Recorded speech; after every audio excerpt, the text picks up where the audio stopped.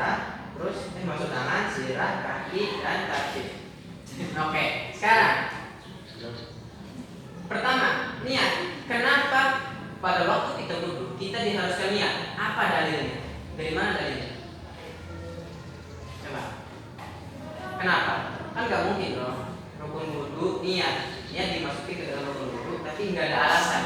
Coba, ada yang tahu nggak? Kenapa? Alasannya?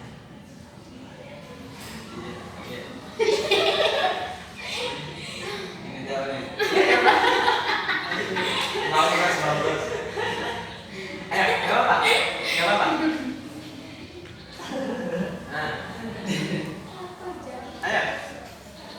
Jadi perintah wudhu itu kalau nggak salah ada di surat mana tadi? Kalau nggak salah, A'udzubillahi minasyaitonirrajim. Bismillahirrahmanirrahim. Wa idza kuntum ila sholati fagsilu wujuhakum wa aydiyakum ilal marafiqi wamsahu bi ru'usikum wa arjulakum ilal ka'bayn. Nah, niat, kenapa kita pada waktu wudhu harus niat? Karena ada hadis Nabi yang berbunyi innamal a'malu binniyati. Kalau bahasa orang Jawanya angin pasti utawi sastra nama itu tetap lawan niat. Nah itu dalilnya dari situ. Nah tadi mengusap muka, sirah, tangan kedua tangan dan kaki itu yang tidak ada Al-Quran tadi ya. Karena pertama wa misahu bi ru'usikum wa arjulakum ilal ka'bayn. Terus yang kedua, batalnya wudhu ada berapa? Berapa? Hah? Jawabannya gak apa-apa. Empat. Hah? Berapa?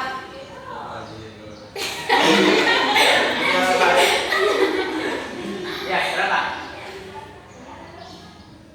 Tuh. Hah? Berapa? Berapa? 1, 2, 3, 4. Jadi batalnya wudhu itu ada 5. Nah, yang pertama apa? Yang pertama. Yang pertama apa? Yang pertama. Jadi batal wudhu yang pertama itu keluar sesuatu dari dua lubang. Ya, baik itu yang basah atau yang kering. Yang kedua, kalau nggak salah itu yang kedua itu bersentuhan antara laki-laki dan perempuan yang bukan mahram. Yang ketiga itu menyentuh kemaluan sendiri. Terus yang keempat ya? Yang keempat itu hilang akal. Yang kelima itu tidur yang tidak menetapkan tempat duduknya. Jadi itu. Pertama, batalnya wudhu itu keluar sesuatu dari dua lubang. Nah, pertanyaannya, lubang depan belakang ya?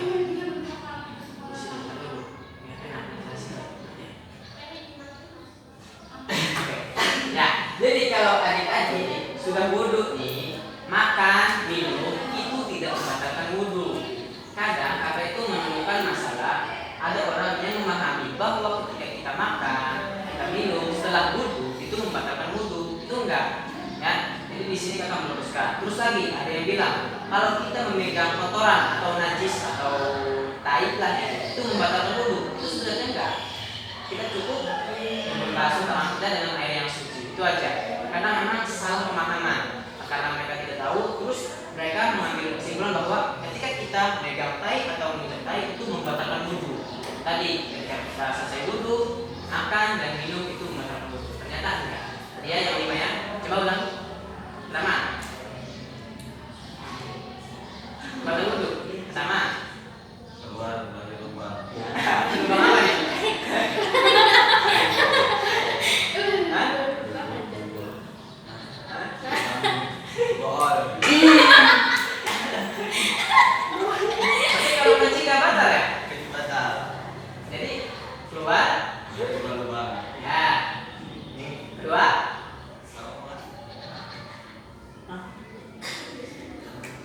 Iya. Apa?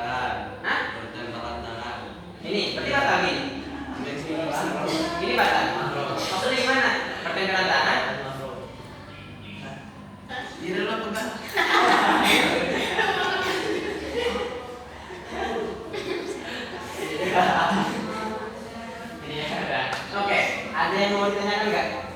Mengenai syarat sah sholat dan syarat wajib sholat. Belum semua itu ya. Tanyakan nggak? Maknya agak melenceng dari materi, bapak. Nggak ada yang tanyakan? Hah? Nggak ada? Oke. Lanjut ya. Tadi wudu, syarat sah sholat yang pertama itu suci dari hadas kecil dan hadas besar. Nah, kedua, cara menghilangkan hadas besar itu dengan cara mandi. Oke. Rukun mandi ada berapa? Rukun mandi ada berapa? Ini udah balik semua kan? Ini udah balik semua kan? Belum. Tapi udah kelas berapa? Kelas satu apa? Ini udah 15 itu gimana? Kelas 1 gimana? Udah. Awal. Ini berapa sekarang? Udah ada semua? Nah, rukun mandi ada berapa? Pasti udah pernah praktek dong mandi wajib. Hah? Tiap malam. Iya, jangan pasti tahu kan rukunnya. Udah menjalankan. Kan evaluasi aja belajar dari guru-guru gitu aja sih. Berapa?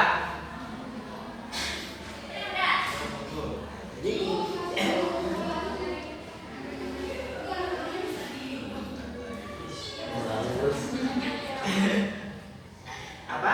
Rukun wudu ada berapa ya? Rukun mandi ya. Rukun mandi ada berapa?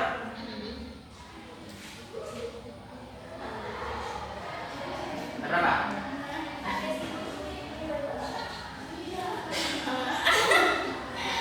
Jadi udah nggak ada yang tahu. Jadi rukun mandi itu ada dua. Yang pertama niat, yang kedua menyampaikan air ke seluruh tubuh bagian luar. Nah ini yang harus dibahas. Kadang-kadang adik-adik perempuan dan adik-adik laki itu kalau mandi itu kadang apa ya, enggak teliti gitu. Bagian-bagian mana yang harus sampai. Jadi pertama niat ya tadi udah dibahas. Yang kedua membasuh atau menyampaikan air ke seluruh tubuh bagian luar. Jadi kalau adik-adik mandi, usahain bagian-bagian yang lempit-lempit tadi ini harus digosok-gosok biar air itu sampai. Kalau misalkan adik-adik cuma mandi, duyut doang, nggak digosok-gosok, ini bagian penting di sini harus tersampaikan oleh air. Kalau enggak, otomatis hadas besarnya tidak hilang. Kalau adik-adik mempunyai hadas besar, terus sholat nggak sah karena suci dari hadas besar termasuk syarat sah sholat. Sedangkan kakak pernah mendengar hadis kalau orang meninggalkan sholat dengan sengaja satu waktu itu disiksa di neraka selama 1000 tahun. Kakak pernah mendengar hadis gitu. Nah jadi di sini hanya mengevaluasi. Nah jadi ya terus, aduh ini pembahasannya agak sedikit begitu ya. Agak sedikit jorok tapi harus dibahas ya. Iya. Ya, nggak apa ya. Nah, jadi tadi misal laki-laki yang belum sunat misalnya, laki-laki yang belum sunat, terus dia sudah balik mencapai 20 tahun, itu tatkala si helmnya itu harus dibuka karena itu tubuh bagian luar. Misalnya kalau kan biasanya kalau orang yang sunat itu kulitnya kan masih ada ya. Kulitnya masih ada, tahu kan? Nah, kalau ada orang yang sudah balik tapi belum sunat, otomatis si helmnya itu harus disiram dengan air, karena itu tubuh bagian luar. Sama perempuan juga. Kalau perempuan mandi diusahain duduk. Kalau bahasa mendongkrong, ya, karena tubuh bagian luar itu perempuan kan, maaf ya, kalau punya perempuan kan itu nutup ya. Kalau berdiri. Nah, kalau mendorong itu kan membuka. Nah, itu termasuk tubuh bagian luar. Ya, jadi harus dibasuh. Oke? Sudah membahas syarat sah sholat. Yang pertama, suci dari hadas kecil dan besar. Yang kedua, masuk waktu sholat. Nah, di sini masuk waktu sholat itu kan sudah ada ya. Zuhur jam berapa, asar jam berapa, maghrib jam berapa, isya jam berapa. Sudah selesai. Menutup aurat. Nah, di sini kakak mau tanya, batasan aurat laki-laki itu dari mana sampai mana? Nah, dari mana sampai Batasan aurat laki-laki. Ya, bentar lagi selesai. Dari sini. Apa itu? Apa itu? Dari lubang. Ya, apa? Nomor. Sampai. Sini. Nah, jadi ma minus surat itu kurang berarti di dalam kaitan itu betul dan betul. Kalau perempuan? Ya, itu. Jadi kalau adik-adik sholat tidak menutup aurat itu tidak sah. Terus lagi, yang terakhir itu suci badan, pakaian dan jilbab. Kalau adik-adik diusahain kalau mau sholat atau mau ibadah, saya tempat yang bagus. Minimal suci lah, suci dari kotoran-kotoran. Ya. Jadi tadi pembahasan yang pertama, satu wajib sholat, yang kedua syarat sah sholat. Tadinya kakak mau lanjutin ke hukum sholat, cuma karena memang adik-adiknya takut kegiatan atau ada apa namanya di rumah mungkin ada yang lain terus. Nah, ada apa? Terus kita. Boleh.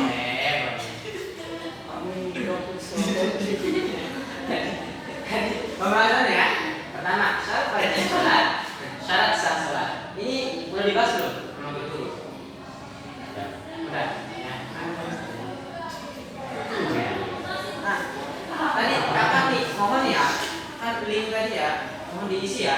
Karena emang itu salah satu tugas kakak ya. Kalau misalnya nggak diisi, kayak, hah?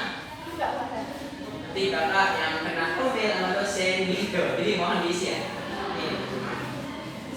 Aduh. Soalnya itu kalau masalah tugas, pakai materi. Tadi. Udah begini belum? Coba.